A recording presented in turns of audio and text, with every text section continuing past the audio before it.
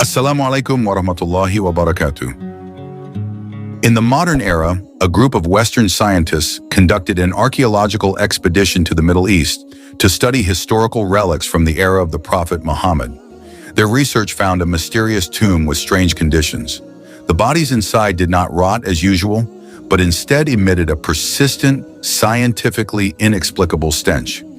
Through cross-references and historical texts, they believed that the tomb belongs to Abu Lahab, the uncle of the Prophet Muhammad, who was known to be a staunch opponent of Islam. This discovery took them on a spiritual journey, proving the truth of the Prophet's words and leading some of them to the light of Islam. The sky stretches wide over the Hijaz desert, covering the barren land that glistens under the hot sun. The sand rolled in the wind, creating a soft sound, like a secret whisper of the past. In the distance, the shadows of the convoy vehicles split the horizon. Inside one of the vehicles sat a gray-haired man with a sharp, determined look in his eyes. Dr. Nathan Lakaya, a senior archaeologist from France, who is known for his persistence in tracing the historical traces of ancient civilizations. This expedition is an ambitious project initiated by a collaboration between Sorbonne University and two research institutions from America and England. The goal is clear: to explore the remains of relics that have not been touched by modern technology in the western region of Saudi Arabia. This area is said to hold many historical mysteries, especially those related to the early period of the spread of Islam. Behind this scientific enthusiasm, Nathan's personal ambition to find something that could establish his name in the history of world archaeology was also hidden. 1 hour after crossing Medina, they arrived at a small village that was not listed on any digital maps, a place that the world had almost forgotten. The residents greeted them with suspicious and wary looks. Nathan, accompanied by a local translator named Yusuf, tried to speak to the village head, an old man named Abu Salman. His face was wrinkled, his eyes sharp, but his gaze was filled with caution. "We do not want to prevent scientists from seeking knowledge," Abu Salman said slowly. "But if you're planning on digging that hill facing the sunset, think again. That place is not like the others." Nathan frowned. "Why? Are there natural dangers there?" "It's not a danger you can measure with a tool. This place has long been avoided. Anyone who approaches will smell a very foul odor, like something that is rotting without ever ending. Even animals don't want to come near. We call it the Tomb of Allah." Nathan chuckled. His skeptical tone was unconcealed. Superstition is often the best protector of archaeological sites. "We will check to see if there is anything important there." Yusuf translated the statement, and Abu Salman's face hardened. "If you are really clean, go for it. But don't say we didn't warn you." The next day, the team prepared heavy equipment for digging. Goradar equipment, mapping drones, and ground temperature sensors were installed. The location in question turned out to be a small hill that looked ordinary, but had an aura that was difficult to explain. The air around the hill felt heavier and drier than usual. And it was true what the residents said. As we got closer to the hill area, a pungent smell began to emerge. It wasn't the usual smell of carrion, but rather like a mixture of sulfur, burning metal, and very old rotting flesh. Claire Richardson, a British environmental chemist who was part of the team, stopped in her tracks. "This is weird.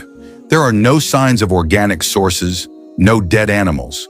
But this smell seems to come from underground." Nathan looked down, trying to observe the surface of the sand, possibly an underground chemical reaction. "We need a soil sample." For 2 days, they observed the hill from various angles. The heat sensor showed a marked temperature difference at one point on the western slope of the hill. This point was then used as the initial excavation location. The work was carried out carefully because they did not yet know what was stored down there. The smell became so intense that some team members wore face masks. On the 4th day, they found what looked like a marker stone, the size of a marble slab, partially embedded in the ground. The surface was covered in dust and sand. However, when it was cleaned, scratches that looked like ancient writing were visible. Claire photographed it and sent the image to the Digital Epigraphy Research Center in Oxford. While waiting for the analysis results, Nathan examined the area around the rock and found that the surrounding soil structure looked like a hole left by an old building that had long since collapsed. But what disturbed Nathan the most was not the structure of the ground. It was his own body's reaction. He began experiencing headaches and nausea that would not subside every time he was near the stone. He wasn't someone who was easily influenced by suggestions, but his body seemed to refuse to be there. Some team members even started complaining of nightmares, as if the place held something that disturbed their subconscious. On the fifth night, the desert wind blew harder than usual. The tent swayed, and sounds like whispers echoed through the dunes. Claire, who was on night watch while recording the ground temperature, heard a faint sound from the direction of the hill. It wasn't the sound of wind, but rather a low, heart-wrenching groan. The next day, when dawn began to rise and the sunlight touched the top of the hill, the stench was not only pungent, but also began to pierce deep inside, as if stabbing right up to the chest. Nathan stands in front of the excavation site. His eyes watch questioningly. "There's something different here," he murmured. "It's not just history. It's something we've never seen before." The shadows of the past began to stretch across the desert, and the first steps towards the truth had begun. In a place surrounded by sand, the stench of decay, and the whispers of time. That morning the sky looked pale, as if it was reluctant to fully welcome the sun. The desert wind blew gently, bringing with it grains of sand that danced in the air. The expedition team, led by Dr. Nathan LeClaire, had been preparing since dawn to continue digging on the hillside that was beginning to reveal its hidden secrets. The stench that was barely detectable yesterday was now increasingly strong, piercing the nose and causing several team members to lose their appetite. Claire, who had shown sensitivity to the scent from the start, rechecked the soil temperature recording equipment. The infrared digital device she installed last night showed an oddity. The temperature at the excavation site had increased by almost 10 degrees from the average of the surrounding desert. Yet no geothermal or volcanic activity has ever been recorded in this area. Even the sand on top still felt cold to the touch. "It's weird," Claire said, frowning while staring at the tablet screen. "The heat source comes from within the ground, not from sunlight, and the point does not move at all." Nathan approached to observe the screen with Claire. "It's like a localized chemical or biological reaction," he said. "But why is the temperature stable, not rising or falling?" "I can't say for sure," Claire replied, "but I know one thing. This is not an ordinary phenomenon." Meanwhile, two local technicians began cleaning the surface of the large rock that was discovered yesterday. Around the rock, there was a small gap covered by a layer of solid sand. After digging about half a meter, they found a larger cavity, a gap that was quite deep, like an entrance to a hidden chamber in the bowels of the earth. Yusuf, the translator, who also had a geological background, helped with the observations. "This land looks like it was dug up and then covered over many years ago. Look at these layers. They are different colors. There was some kind of deliberate burial," he said. "If this is really a tomb," Nathan said, turning on the flashlight, "then this is not just any grave. And if the source of the odor is from within, we need to know why the odor has persisted for this long." As they began to open the gap wider, a foul odor suddenly wafted out in full force. A technician vomited instantly. Others covered their faces with wet cloths. The smell was like a mixture of rotting flesh, rusty metal, and something deeper, like the stench of unfinished death. Claire took a few steps back and closed her mouth tightly. Natan's eyes were red, not because of emotion, but due to the irritation caused by the terrible smell. "We can't continue like this," said Boston scientist John Miller. "It's not just a bad smell, it contains something that reacts with the body." Claire agreed. "We should take air samples from inside the rift, analyze the gas particles. Maybe we can figure out its composition." Natan nodded. "Also, take a soil sample from around the marker stone. We need the most accurate data possible." Within hours, a high-tech air extraction device was installed. Claire and John examined the initial results via digital spectrum analysis. However, the results raised more questions than answers. The composition of the gas from within the fissure included very high levels of sulfur compounds. But strangely, there were no traces of biological decomposition as expected. No putrefying bacteria, no remnants of organic tissue. "This is impossible," John said with a frown. "If this were the result of biological decomposition, there should be traces of microbes. But it's like a stench with no real source." In the midst of their doubts, Yusuf approached Natan while carrying something in his hand, a small stone tablet that had just been found not far from the crack. Its surface was covered in ancient Arabic letters, faint but still legible. Natan handed it to Claire, who began to translate it with the help of a digital text application. "I know this writing," she said softly. It was no ordinary inscription. It was a prayer, or rather, a curse, written in curses until the end of time. An unquenchable fire awaits in the ground. The atmosphere suddenly became quiet. All eyes were on Claire. Even those who were initially skeptical now started to feel uneasy. The words seemed to capture the very essence of the smell they had inhaled, a smell of something that had been cursed, something that was no longer subject to the laws of physics or biology.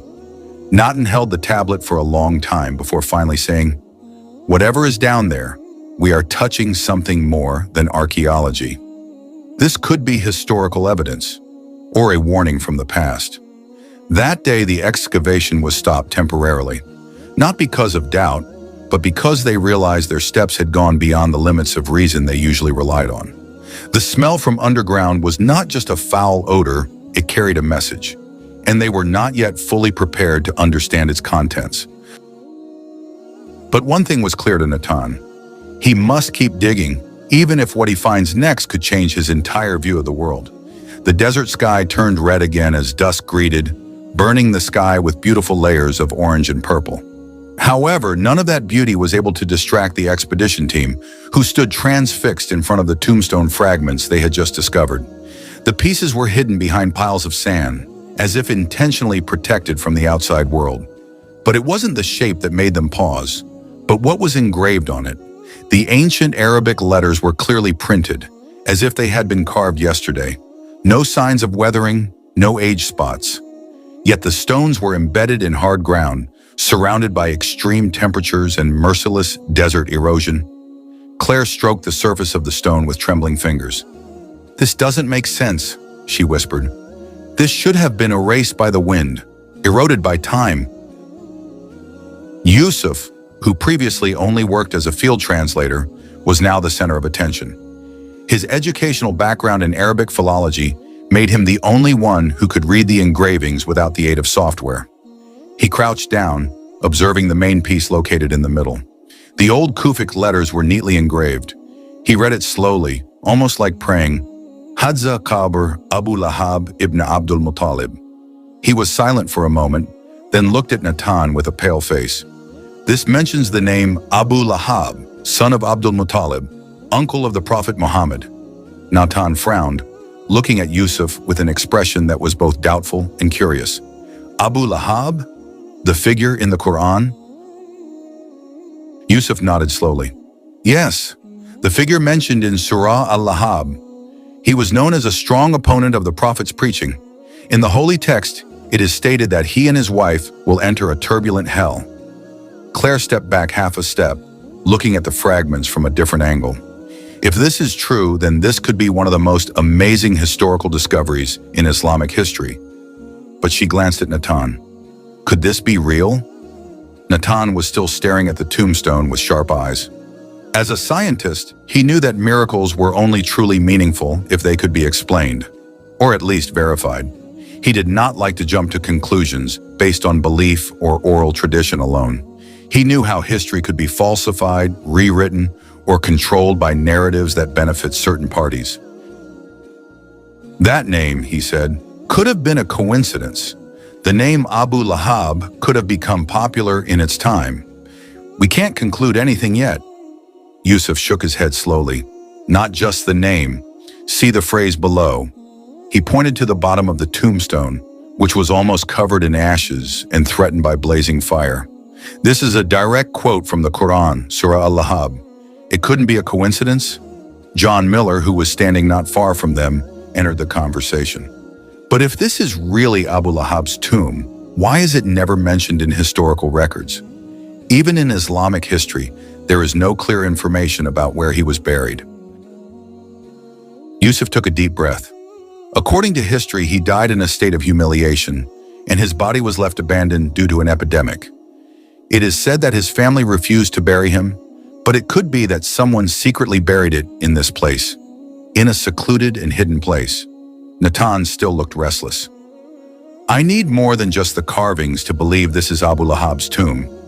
We need a carbon sample. We need to test the composition of the rock. Geological evidence that this is from the 10th century. Without it, this is just speculation. Although skeptical, Natan couldn't hide the curiosity that was starting to creep into his mind. He knew what they found was far from ordinary, and what bothered him even more was the state of the stones. Claire had taken a small sample from its surface and tried to burn it with a portable laboratory laser. But the results were surprising. There were no burn marks, no discoloration, as if the stone was inflammable. "This is inexplicable," Claire said. Her soft voice sounded like a murmur. "Its composition is the same as ordinary granite, but it repels heat as if something is protecting it." It was getting dark, and they decided to end their activities at that location. Natan took the main fragment of the tombstone to the main tent for further examination. But that night, the wind blew harder than usual. Between the blows, there was a faint sound, like a whisper from the depths of the earth. And in their dreams that night, one name kept echoing: Abu Lahab. As Natan sat alone in his tent, staring at the unburned Arabic writing, he began to realize he was not just unearthing history, but something deeper. Something that challenges logic. Something that tears apart the boundaries between science and revelation. Something that will change the course of their lives and their beliefs. Morning in Padang Hijaz greeted them with cool air, but the pungent smell from yesterday's cracks in the ground was still strong, as if reluctant to leave the excavation site. A thin mist hung low among the dunes, shrouding the atmosphere in a silence that seemed to be waiting for something to be revealed. Inside the main tent, Claire sat in front of her laptop screen, accompanied by several reference books she brought from Oxford. Her face was serious, almost gloomy, but her eyes were burning with an unquenchable light of curiosity. Natan came in with a cup of coffee and placed it next to Claire. "You haven't slept since last night." Claire didn't look up. "No, I can't. The more I read, the more things I find that can't be explained in normal terms." She turned and shifted her laptop towards Natan, showing the translation of Surah Al-Lahab clearly displayed on the screen. "Abu Lahab's hands will perish, and indeed he will perish. It does not benefit him, his possessions, or what he worked for. Soon he will enter the raging fire." That is the text of the 111th letter in the Quran. Natan read slowly, then sighed softly. "And you're sure it's related to this tomb?" Claire nodded. "Last night I matched all the references, not only from the Quran, but also from the Hadith and early Islamic historical records. Even in Western literature, the name Abu Lahab is known as the great enemy of the Prophet Muhammad. What is interesting is that this verse was revealed when the Prophet was still alive, and Abu Lahab was also still alive. Yusuf, who had just entered and heard the conversation, also chimed in. And that's what makes this verse very unique. It is a form of prophecy. If the Prophet Muhammad was just a liar, Abu Lahab had enough reason to pretend to convert to Islam, just to refute it, but he never did so. Instead, he died in disbelief, just as was reported. Natan stared at the two of them with furrowed brows. "So you mean this is not just a historical discovery, but also a confirmation of the words believed to come from Revelation?" Claire nodded again. "And that's what gives me goosebumps. This tombstone, the state of the grave, and the unusual stench all seem like confirmation of something that had been rumored for over 1,000 years." Natan sat, trying to digest. "But we still need scientific proof. Carbon, stratigraphic sample, geological context. We can't make big claims based on Claire's sacred text alone." Claire smiled slightly. "I know, Natan. I'm a scientist too, but we also have to be honest. Not everything can be measured with laboratory equipment. There are realms where science can only prove a small part of reality." He took out an old book from his bag, opening it to a marked page. This is a quote from a 9th century Muslim historian. He wrote that Abu Lahab died of a terrible skin disease, and his body rotted so much that no one dared to approach him. He was left outside the city and then finally buried secretly by his slaves, by throwing earth from a distance. There was no respect, just dirt and the stench. Yusuf nodded and added, "And that is consistent with the condition of the tomb we found. There is no magnificent structure, no glorious writing. Instead, the tombstone contains a curse, as if its entire existence is only to emphasize the inherited humiliation." Natan was silent. He felt his chest heavy, not because of fatigue, but because of the seeds of confidence that were slowly starting to grow in the gaps that he had always been proud of. For years, he pursued the truth through data, graphs, and formulas. But now he sat in front of something that could not be explained with numbers. Suddenly, a strong wind blew from the west, causing the tent curtains to open wide and fine dust to fly into the room. Claire closed her eyes to withstand the sand, and in the silence that hung there, Yusuf's voice sounded soft but firm. "The word has been engraved by time, and now we are only witnesses that it is true." Natan looked at the laptop in front of him, then shifted his gaze to the tombstone that was now placed on a special table. The Arabic letters had not changed one bit. It was as if they were written not just to be remembered, but to be proven. That day, the team did not do any excavation. They were busy re-examining all historical records, retesting all assumptions, and absorbing what they might face next. Because now what they were digging was not just earth and stones, but also part of a destiny that had been determined long before they set foot on this earth. A hot morning greeted the expedition tent in the middle of the rocky Hijaz plain. The sunlight bounced off the sand and rocks with blinding force. The generator engine roared softly while some team members started their activities. However, not all of them were immersed in spiritual awe, like Claire or Yusuf.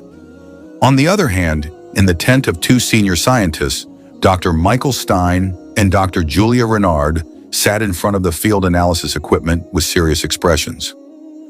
"I'm not comfortable with the direction this research is taking," Julia muttered, as she examined the chemical measurements of air samples taken near the burial crevice. "We are in the gray area between science and belief. This could damage our credibility if we are not careful." "I'm not comfortable with the direction this research is taking," Julia muttered, as she examined the chemical measurements of air samples taken near the burial crevice. "We are in the gray area between science and belief. This could damage our credibility if we are not careful." Michael nodded slowly. "I agree. We need data that can be explained. This phenomenon must have scientific roots. Maybe it's a sulfur compound or a natural chemical reaction that we don't yet understand." He stared at the laptop screen, which showed a graph of gas composition. "But this is strange," Julia turned her head. "What do you mean?" Michael raised an eyebrow. "There is no sulfur, methane, or decaying organic compounds as usual. But the smell was still there, very strong. We should be able to detect the cause if it comes from biological decomposition." Hours earlier, they had collected air samples from the excavation site using special vacuum tubes and sent them via satellite communication system to a partner laboratory in Germany. The initial results are in, and all the data shows some confusing irregularities.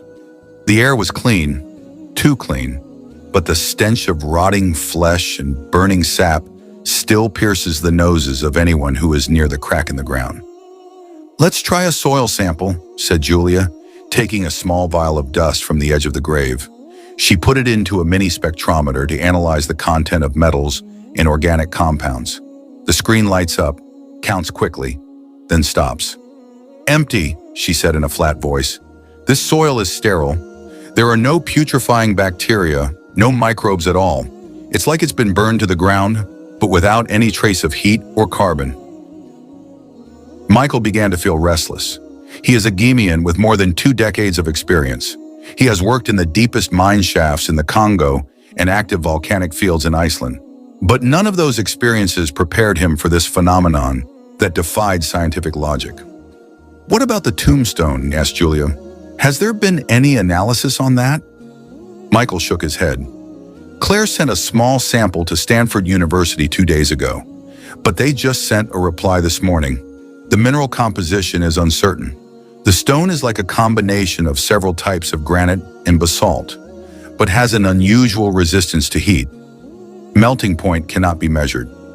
Julia sat quietly. The air in the tent felt heavy, as if it was affected by this unsolved mystery. The stench from outside still seeped in through the gaps in the tent, piercing but never fading. Even though all the data shows there is no source of the odor, it was as if the scent did not come from a physical element, but something more abstract. Natan came in and saw both of their tense faces. Still no explanation? Michael looked at him and shook his head. Scientifically, this place doesn't make sense. All indicators show sterility, but empirically, we smell a stench like hell. Nathan sighed. I know you don't believe in the supernatural, but I want you to be honest. Is there even the slightest possibility that what is written in the book could be true? Julia stared at Natan for a long time. I'm not a person who believes easily, but I'm also not a fool who denies reality. And the truth is, the smell is real, but we can't explain it with science. Not today. Nathan stood still for a moment, then stepped out of the tent. The desert wind greeted his face. In the distance, Yusuf sat reading a small manuscript, while Claire examined the tombstone they found. Somehow Nathan felt that he was standing on the border between two worlds, the world of logic that he knew, and the invisible world that he had ignored all this time. He closed his eyes, letting the stench that shouldn't be there seep into his consciousness. There was a part of him that wanted to continue to deny it, but there was also a soft whisper in his heart, inviting him to stop fighting and start listening. Because perhaps behind that denial, the truth has been waiting too long. Night fell with an unusual silence. The sky above the Hijaz looked vast and empty. It was as if all the stars were bound to listen to the story that was taking place on that ancient land. The desert wind blew gently, sweeping away the dust and remaining sand of the day, while the expedition tents stood still like silent witnesses to a secret that was slowly revealing itself. Claire sat inside her tent. Her eyes stared blankly at the dim laptop screen. The research notes that usually inspired her now felt like a collection of empty data. In her head, the sound of last night's dream was still ringing. So real, so clear, so disturbing to her rational mind. In her dream, she walked in the middle of a deserted desert. No direction, no purpose. Then from a distance appeared the figure of an old man with a white beard, wearing a simple sand-colored robe. His gaze was deep, and when he spoke, his voice trembled like an echo from a distant time. You seek the truth with logic, but do not open your heart. His name is Muhammad. She woke up with shortness of breath and a sweaty body. Even though the night temperature was so cold, she didn't tell anyone at that time. She even tried to convince herself that it was just the effect of fatigue or the influence of the reading about Islamic history that she had been doing lately. But the feeling did not go away. Instead, it grew stronger. 2 nights later, as they gathered around the makeshift dining table after a light discussion session, Dr. Thomas Hay, a young archaeologist from Canada, suddenly mentioned something that made Claire tense. I had a strange dream last night, he said with a confused expression. There was an old man. He called me and said one name, Muhammad. I even heard the echo of the voice when I woke up. Claire stared at him sharply, then turned to Helen, the German linguist, who suddenly froze and nodded. Slowly, me too, she murmured. Last night, the place was the desert, the figure of an old man. He did not look threatening, but rather peaceful.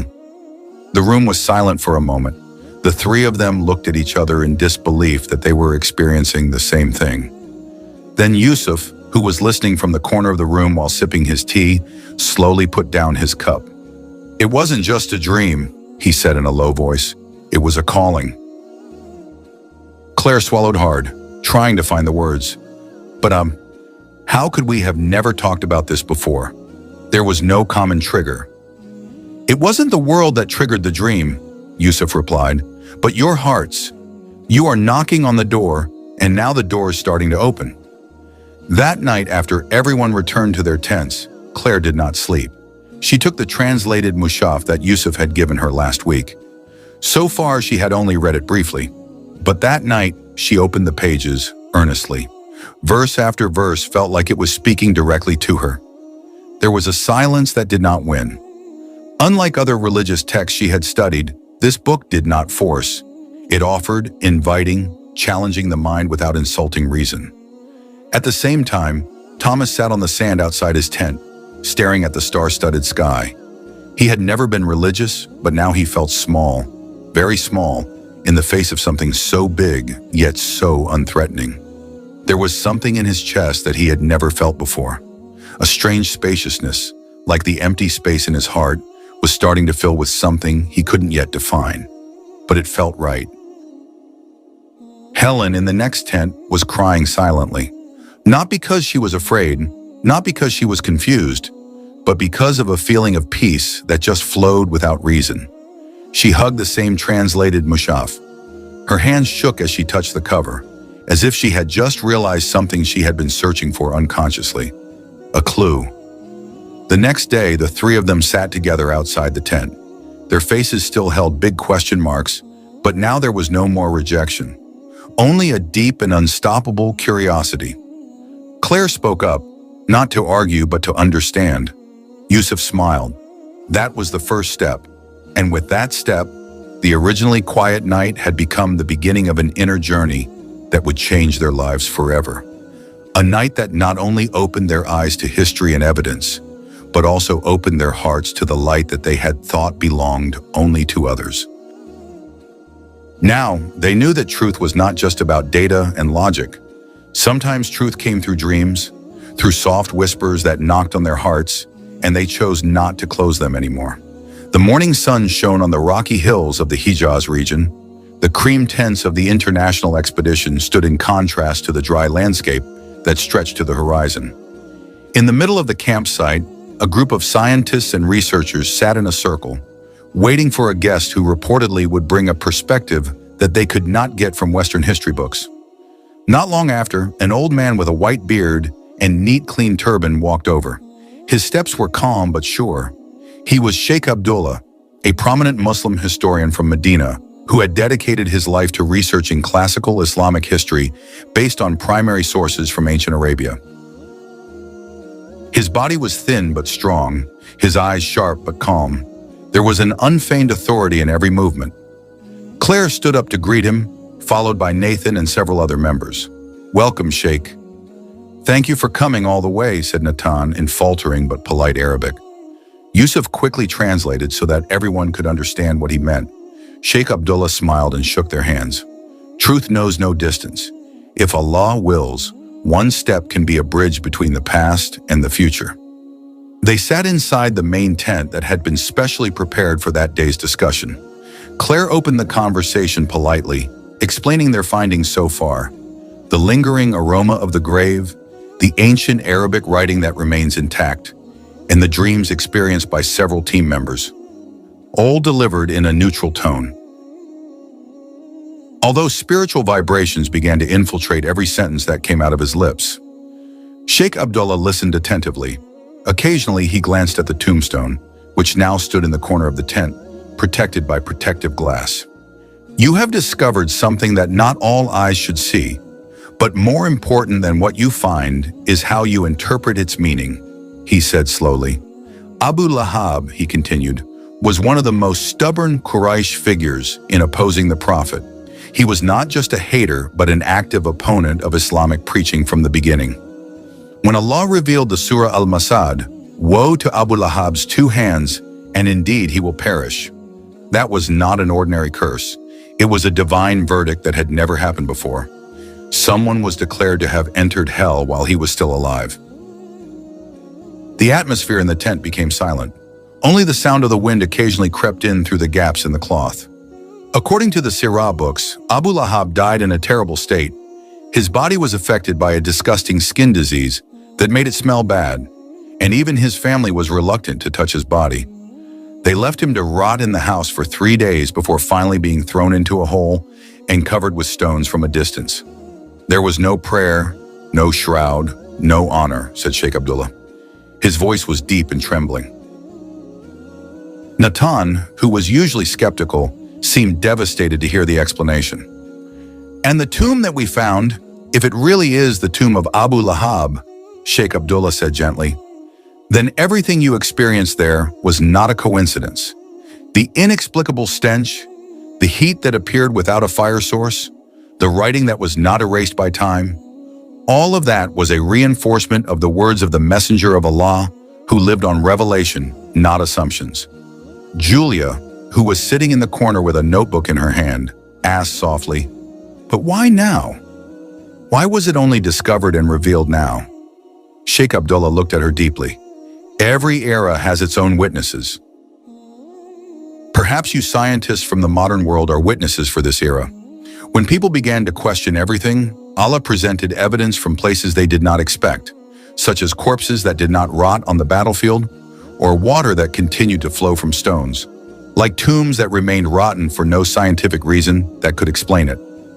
Thomas lowered his head to the question that had haunted him since the dream occurred. He could only look up slowly and looked at them all, one by one. "I did not come to convince you. I only came to convey. If Allah has opened a little of the veil to you, then do not waste it, because the truth is not to be conquered, but to be accepted." That day, the expedition tent was no longer just a scientific discussion room. It turned into a silent but deep assembly of knowledge. The scientists, who had originally come with the enthusiasm to uncover the mysteries of history, now began to feel that they were being revealed by history, by the word, and perhaps by destiny. The afternoon wind carried the sand across the Hijaz plains, creating a sound like an incessant whisper in the ears. Inside the tent's main room, the atmosphere was noisier than usual. The team members stood and sat, exchanging opinions with their voices starting to rise. The air felt heavy, not because of the heat, but because of the tension that was building up between them. This had gone beyond rational limits. Thomas's voice boomed, his hands clenched at his sides. "We came here as scientists, not followers of the apocalypse." Claire sat across from him, staring sharply. "And has science made you deaf to everything that is happening before your eyes?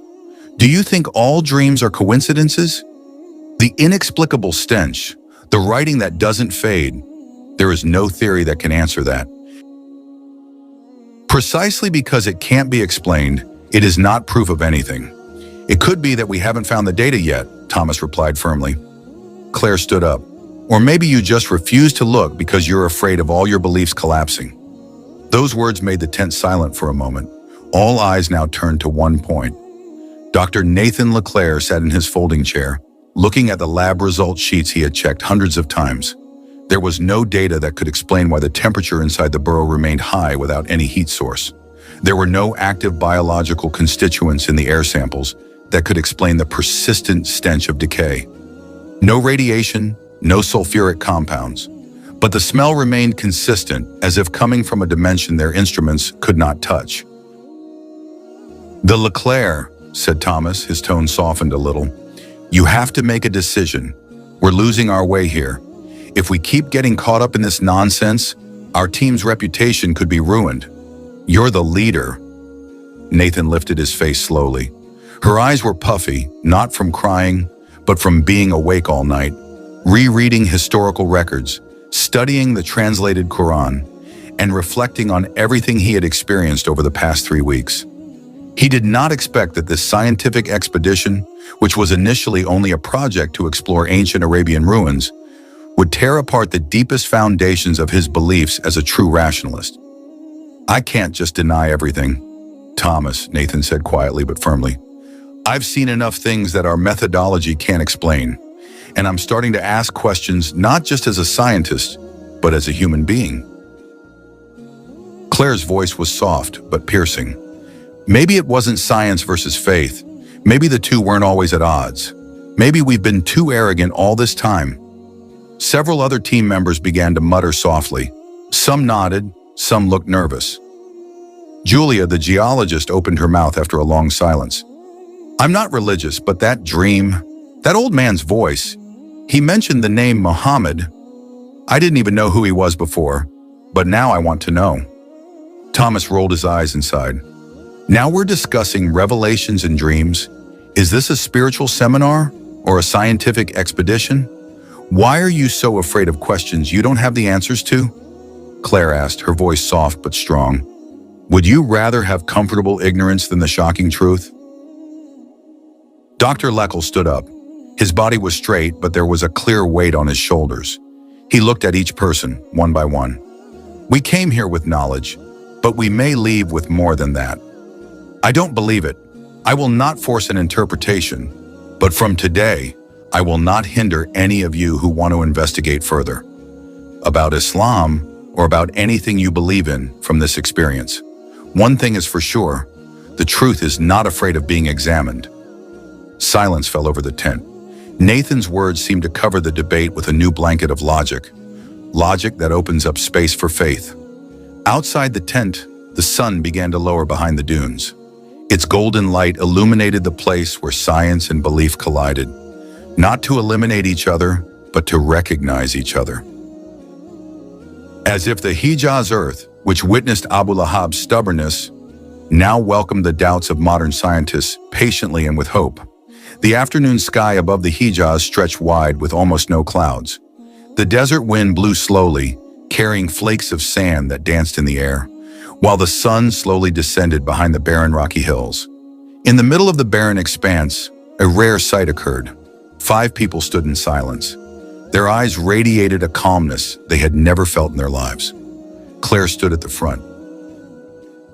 The field clothes she wore were covered in dust, but there was not the slightest bit of uncertainty on her face. Her lips trembled as she uttered something in a language she had recently learned, but it felt very familiar to her heart.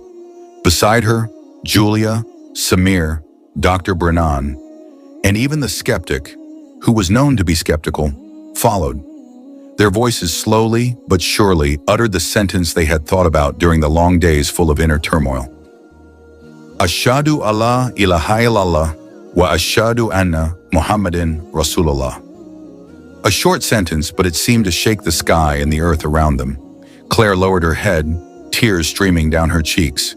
Not because of sadness, but because of the incredible relief that could not be explained in words. For the first time in her life, she felt like she had truly returned, not to a house or a country, but to a truth that enveloped her soul. Not far from them stood Dr. Nathan Leck. He did not join in reciting the sentence, not today, maybe not yet, but his eyes were wet, not because of the wind or dust.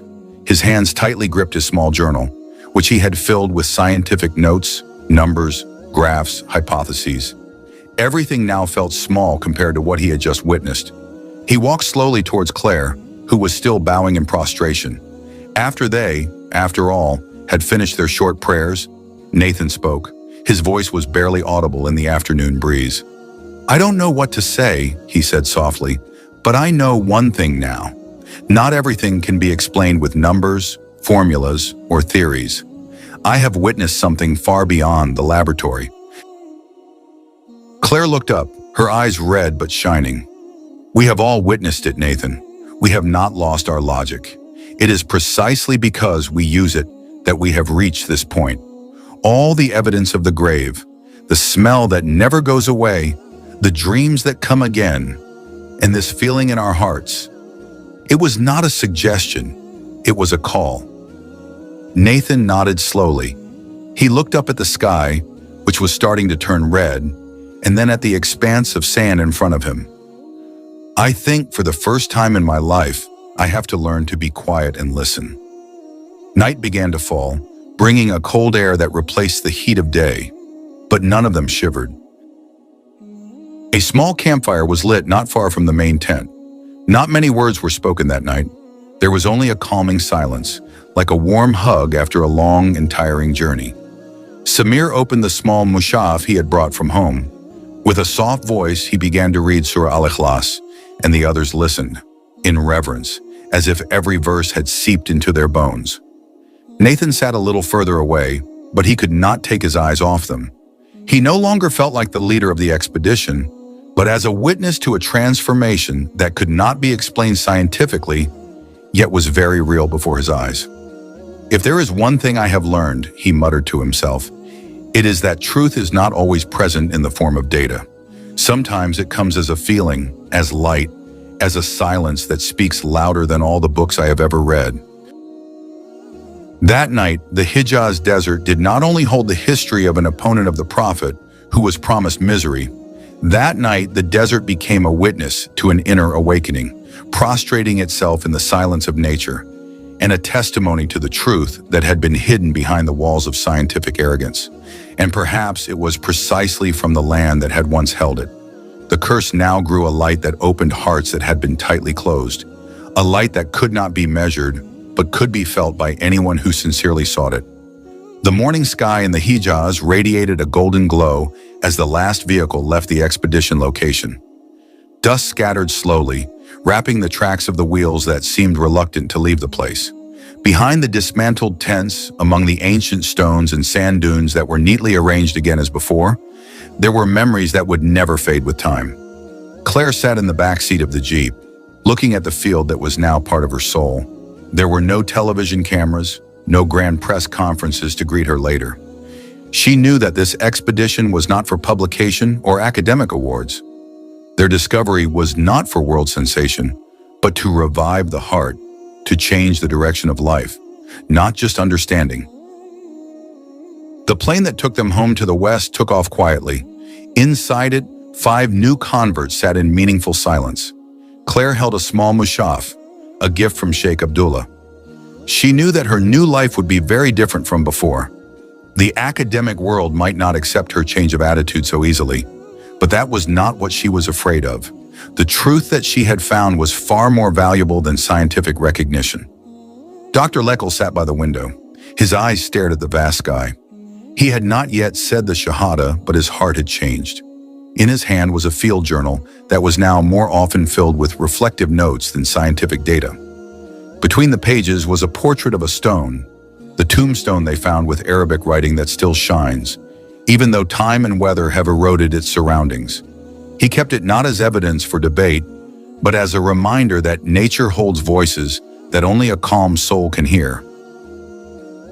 When they arrived in their respective homelands, they did not return as ordinary scientists. Claire resigned from her position as a visiting lecturer at the European University and moved to a Muslim environment in southern Spain, where she studied Islam further and started small dawah classes for academics. "If there is one thing I have learned," he muttered to himself, "it is that truth is not always present in the form of data. Sometimes it comes as a feeling, as light, as a silence that speaks louder than all the books I have ever read." That night, the Hijaz desert did not only hold the history of an opponent of the Prophet who was promised misery. That night, the desert became a witness to an inner awakening, prostrating itself in the silence of nature, and a testimony to the truth that had been hidden behind the walls of scientific arrogance. And perhaps it was precisely from the land that had once held it. The curse now grew a light that opened hearts that had been tightly closed, a light that could not be measured, but could be felt by anyone who sincerely sought it. The morning sky in the Hijaz radiated a golden glow as the last vehicle left the expedition location. Dust scattered slowly, wrapping the tracks of the wheels that seemed reluctant to leave the place. Behind the dismantled tents, among the ancient stones and sand dunes that were neatly arranged again as before, there were memories that would never fade with time. Claire sat in the back seat of the Jeep, looking at the field that was now part of her soul. There were no television cameras, no grand press conferences to greet her later. She knew that this expedition was not for publication or academic awards. Their discovery was not for world sensation, but to revive the heart, to change the direction of life, not just understanding. The plane that took them home to the west took off quietly. Inside it, 5 new converts sat in meaningful silence. Claire held a small mushaf, a gift from Sheikh Abdullah. She knew that her new life would be very different from before. The academic world might not accept her change of attitude so easily, but that was not what she was afraid of. The truth that she had found was far more valuable than scientific recognition. Dr. Leckel sat by the window. His eyes stared at the vast sky. He had not yet said the Shahada, but his heart had changed. In his hand was a field journal that was now more often filled with reflective notes than scientific data. Between the pages was a portrait of a stone, the tombstone they found with Arabic writing that still shines, even though time and weather have eroded its surroundings. He kept it not as evidence for debate, but as a reminder that nature holds voices that only a calm soul can hear. When they arrived in their respective homelands, they did not return as ordinary scientists. Claire resigned from her position as a visiting lecturer at the European University and moved to a Muslim environment in southern Spain, where she studied Islam further and started small dawah classes for academics. "If there is one thing I have learned," he muttered to himself, "it is that truth is not always present in the form of data. Sometimes it comes as a feeling, as light, as a silence that speaks louder than all the books I have ever read." That night, the Hijaz desert did not only hold the history of an opponent of the Prophet who was promised misery. That night, the desert became a witness to an inner awakening, prostrating itself in the silence of nature, and a testimony to the truth that had been hidden behind the walls of scientific arrogance. And perhaps it was precisely from the land that had once held it. The curse now grew a light that opened hearts that had been tightly closed, a light that could not be measured, but could be felt by anyone who sincerely sought it. The morning sky in the Hijaz radiated a golden glow as the last vehicle left the expedition location. Dust scattered slowly, wrapping the tracks of the wheels that seemed reluctant to leave the place. Behind the dismantled tents, among the ancient stones and sand dunes that were neatly arranged again as before, there were memories that would never fade with time. Claire sat in the back seat of the Jeep, looking at the field that was now part of her soul. There were no television cameras, no grand press conferences to greet her later. She knew that this expedition was not for publication or academic awards. Their discovery was not for world sensation, but to revive the heart, to change the direction of life, not just understanding. The plane that took them home to the west took off quietly. Inside it, 5 new converts sat in meaningful silence. Claire held a small mushaf, a gift from Sheikh Abdullah. She knew that her new life would be very different from before. The academic world might not accept her change of attitude so easily, but that was not what she was afraid of. The truth that she had found was far more valuable than scientific recognition. Dr. Leckel sat by the window. His eyes stared at the vast sky. He had not yet said the Shahada, but his heart had changed. In his hand was a field journal that was now more often filled with reflective notes than scientific data. Between the pages was a portrait of a stone, the tombstone they found with Arabic writing that still shines, even though time and weather have eroded its surroundings. He kept it not as evidence for debate, but as a reminder that nature holds voices that only a calm soul can hear. When they arrived in their respective homelands, they did not return as ordinary scientists. Claire resigned from her position as a visiting lecturer at the European University and moved to a Muslim environment in southern Spain, where she studied Islam further and started small dawah classes for academics. Julia, who was once a skeptic, is now an independent researcher who writes books about spiritual searches in the world of science. Louis returned to France but was active in the Muslim community and was often invited to speak about his inner journey. Their discovery of Abu Lahab's tomb was never officially published. No archaeological journal printed the results of their research. There was no media sensation. Only a few shouted out. Some were enough to be conveyed heart to heart. Some were exposure. Sheikh Abdullah, who remained in the Hijaz, kept a copy of their notes as a historical legacy. For him, the expedition was not just a physical discovery, but the fulfillment of a long-standing prophecy of the Prophet Muhammad. That Abu Lahab, a figure directly mentioned in the Quran as wretched, would indeed be tormented even after death, and that God had shown them strangers from a distant land, a small part of the majesty of his unchanging word. Days turned to weeks, weeks to months. In a small library in Granada, Claire sat with 3 young students. She opened the mushaf and recited the Surah Al-Lahab with a pronunciation that was now almost perfect. She did not teach by force. She did not try to convince with debate. She simply told the story as one tells of a long journey that eventually leads to a true home. And we do not see that as a curse, Claire told her students one day, but as a sign of God's love for humanity. That even though an opponent had died thousands of years ago, God still preserves the truth. And for those who seek it honestly, God will open a way, even in the middle of a desert. Elsewhere, in a world bustling with news and global anxiety, 5 souls who were once only scientists have now become witnesses, not with evidence that glitters, but with a new life filled with light. And maybe in that vast sky, there is a smile from the messenger of Allah, seeing that a word spoken thousands of years ago still echoes, touching the sky and touching the hearts that are willing to accept it.